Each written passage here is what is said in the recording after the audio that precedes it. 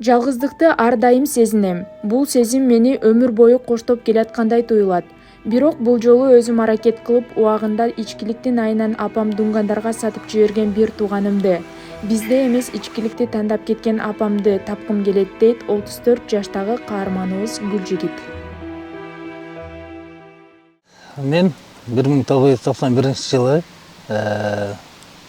Жалал Абад областынын Токтогул району Үчтерек айылында төрөлгөм. Атым Гүлжигит, фамилиям Калмурат уулу Гүлжигит.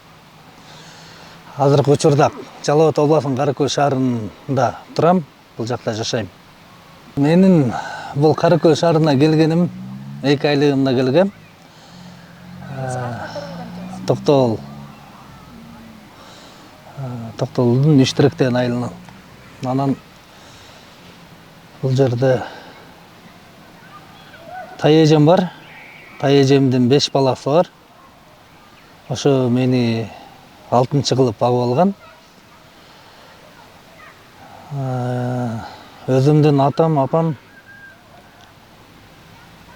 Үчтеректе турчу. Алар өзүмен бир тууган болом. Бир байкем бар экен. Анан аларды жашоо бир кылган эмес. Ошо мен тай эжем багып алган Каракөлдө. Ошо мен бул жерге келгенден баштап балалыгым Каракөлдө эле өттү. Өзүм 3-чү группада мүмкүнчүлүгү чектелгендерге кирем. Бала кезиңизден калдыбы же бул бир нерсе болгондон пайда болду? Саймадан мыкты үй интернети жана ТВ менен бирге жайды карай. Интернет секундасына 300 жана 500 мегабитке чейин. Ылдамдыгы тим эле кайф. 220дан ашык телеканал. Ар кандай табит үчүн. 5 онлайн кинотеатр. Тасмалар, сериалдар жана мультфильмдер акысыз. Кубаттуу гигабиттик Wi-Fi роутер акысыз. Баасы айына 1080 сомдон баштап. Тез арада билдирмеңизди калтырыңыз. Бул жаңы төрөлгөндө ошо айтат, колдон түшүрө берген врачтар депчи. Ошо жан башыма сынган экен. Анан кийин ал операция болгонбу, болбогон точносын билбейм. Бирок бутум оорубайт, эчтеке жок. Бир аз аксап басабыз. Тагдырда кандай десем, тагдырда мындай. Бул багып алган тай эжем. Мен ошо Каракөл шаарында элдин баары тааныйт. Мен деген бизнесмен, мен деген коммерсант адам болгон, байдын баласы болгон. Анан ошо 5 баласы бар деп коем, мен бөлөлөрүм болот. Мени 6-чы кылып багып алган, 3 бала, 3 кыз кылып. Өзүмдүн атам жөнүндө, апам жөнүндө айтсам, булар жаш кезинде ажырашып, өзүм апам ичкиликти көп ичкен. Ичип, анан экөө ажырашарда мени ошо тай эжем алып басып берген экен. Тайнем. Апаңыздын бир тууганы? Апам бир туугандар тайнем алып басып берген. Андан кийин ошо мен деген бай кызы тай эжем багып алган да бул жакта. Анан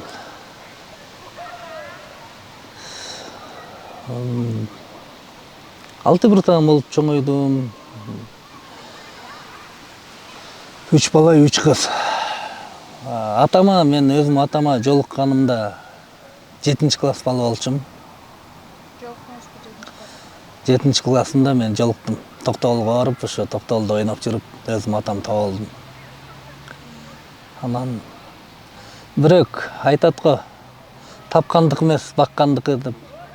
Мен ошо баары бир өзүм атам тапкан менен жүрөгүм баягы багып алган адамда да.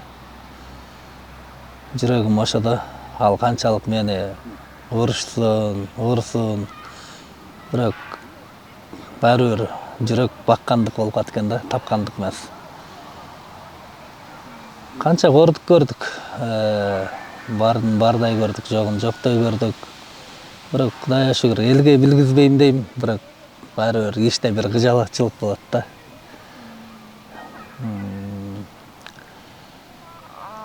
Бұл Апаңыз менен байланышыңыз болду? апамды мен өзімдің апамды мен 2008 жылы ошо Бишкектен келди. Бир колу, бир буту иңсип көрүп калган экен. Канча жашыңызда? Ушуну где-то 17-16 жашымда келди да. Анда мен тайнем менен жашачым. Тайнем менен жашап, ошо тайнем үйүн Бишкектеги таксисттер алып келип таштаган.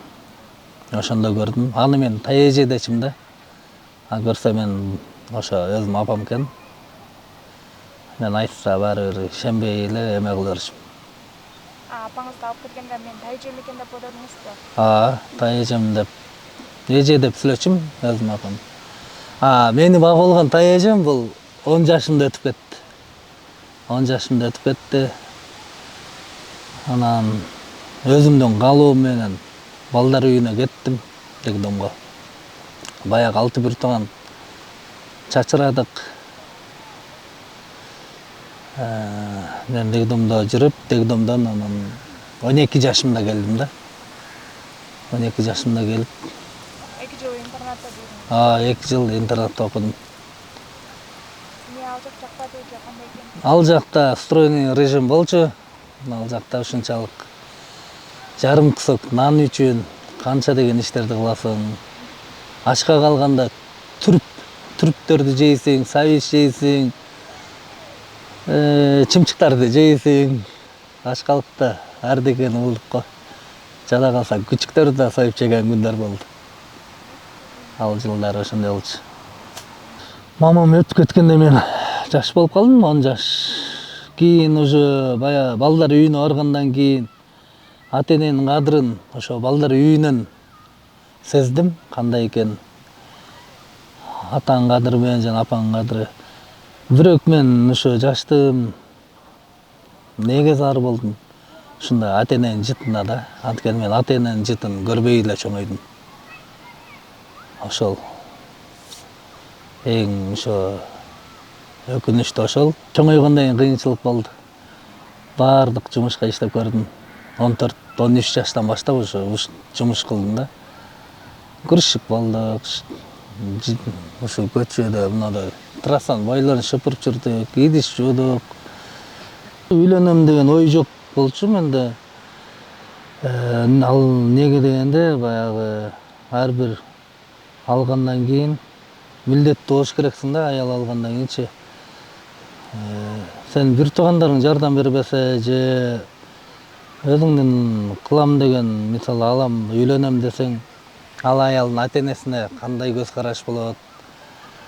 Мен эч ким жок деп баягы үйлөнбөй жүргөнүм ошол болду да. Бирок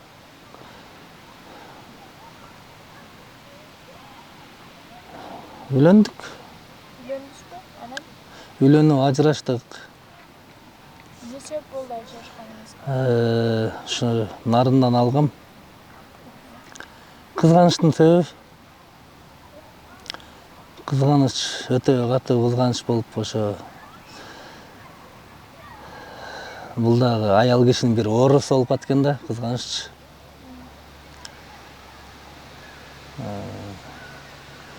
Балалуу болдуңуздарбы? Бир балам бар. Бир балам бар. 2020 жылы ажырашкам.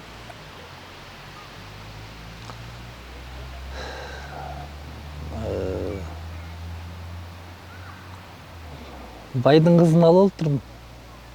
Ошо байдын кызы, бирок кайненем каршы чыккан башында эле. Кайната жакшы киши болчу. Кайната ушунчалык кармады, экөөбүздү коюп жашагыла. Кайненени кайнатып урушпат, силер мындай баланы колдон чыгарсаңар, силерге жизнь мындан кийин жакшы адам жолукпайт деп ушинтип айтчу. Дагы деле мындай барайын эми, бирок ал кыздан ушу эмне себептен көңүлүм калды билбейм. Кызганып бергенден. Кызганычтуу нерсе кыла тургандай мен андай эчтеке кылган жокмун да. Неге дегенде мен тапкан дүйнөм күнүгө бир нан тапсам дагы, бир ырыскы тапсам дагы ошо аялымдан башка эч ким көрбөйт элем да. Мен бала чакам бар, анткени мен деле башыман өтүп атат ушундай кыйынчылыктар. Өзүм кордукту көрүп чоңойсом, кайра дагы ушу мен балдарым да ушундай нерсе көрбөсүнчү деп максатым ошондой. Үйлөнсөм ушундай эме кылам дечим да. Бирок биз ойлогондой эмес экен да. Кайненеңиз да теңине албай койдубу ошондо? Кайненен сөзүн сүлөп, ушу тарапта сен инвалидсиң, сен кедейсиң, сен бомжсуң, сен алкаштың дейт да.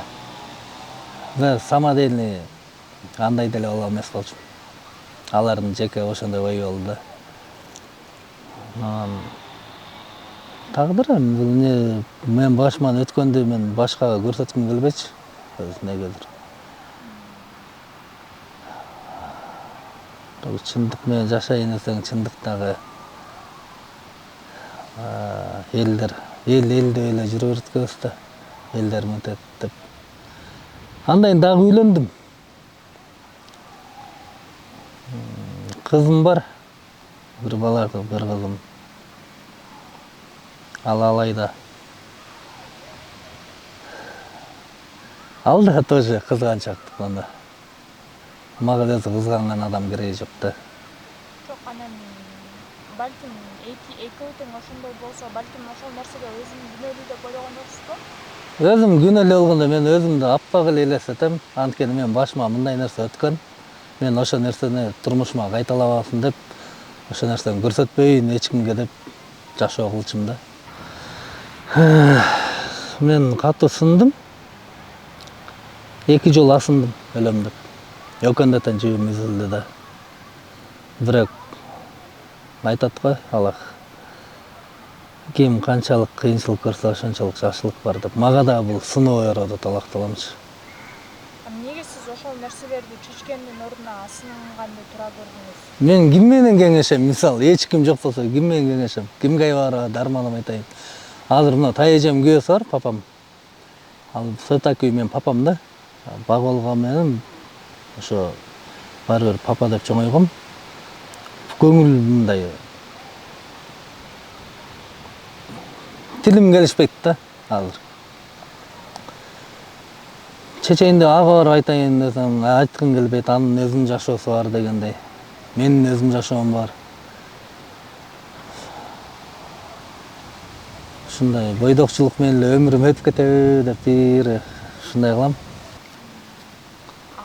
Мен 2-1 тууган болушумун дедиңиз го. 2 бир тууганмын. Мени где-то 8 айбы же 1 жашымдабы мени бул жака тайнем алып басып берген да.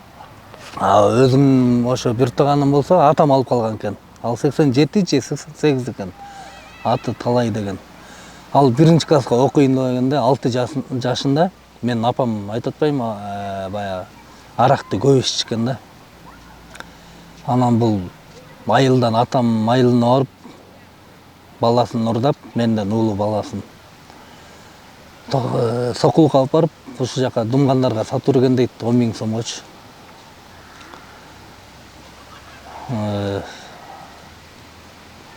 Кийин апам ошо 2008-жылы баягы немелер үйгө алып келди атпайбы. Ошол кезде сурасам, чын эле сатып бериптир. Өзү иңсип кармап, бир кол бир бут иштебей. Анан ушундай мен 1 тууган бар беле десем, бар деле. Ким аты десем Талай. 87 или 88 точно билбейм да, эсимде жок. Не себептен сатып бердиңер десем, азгырык деп койду. Өзүнүн баласын саткандан кийин бул аракка берилип кеткен адам да уже. Өкмөткөндө ошол нерсеге айтпайбы? Өзүм дагы бир сыра жакшы кылганбыз, уже бүт кое берилип, жашынак болгон. Мен ойлогом, ушу жерде мейле мен кандай кылбасын. Бары өзүм апам экен, поддержка кылайын деп эме кылып атсам 2008-жылы акем өтүп кетти. Акем өтүп кетип, тайнем экөөбүз батага үйгө барсак, барып анан кайра келгенбиз. Бөлөлөр мени багып алган. Ошо өтүп кетти. Үйгө кеткенбиз, алар үйдө отурган. Биз батага кетсек, булар дай бир тайыжы бар эле. Ал экөө биригип алып Бишкекке кетип калыштыр. Кайра эле барып эле баягы араан ичип, бош базарда жүргөн экен ушу тараптарда. Оңолбой койду. Бирок мен деле чоң үйдү мен бакмакмын да. Кандай болбосун, апага бакмакмын. Мен деле ошо элдерге окшоп жакшы жашоо кылгым келет. Апамды тапкым келет. Байкемди тапкым келет.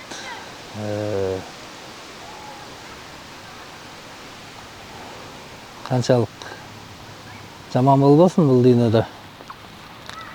Баары бир ата-энени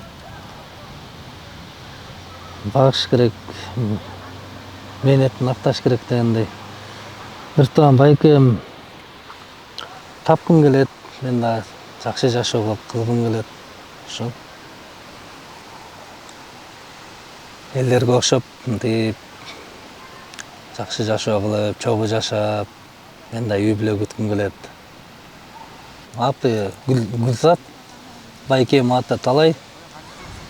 Эгер ушу ким таанып калса,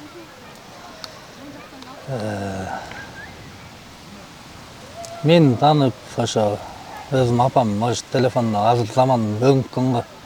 Телефондон акем дагы, апам дагы көрүп калса, келсе мен же таба алсам, мен кабыл алам да.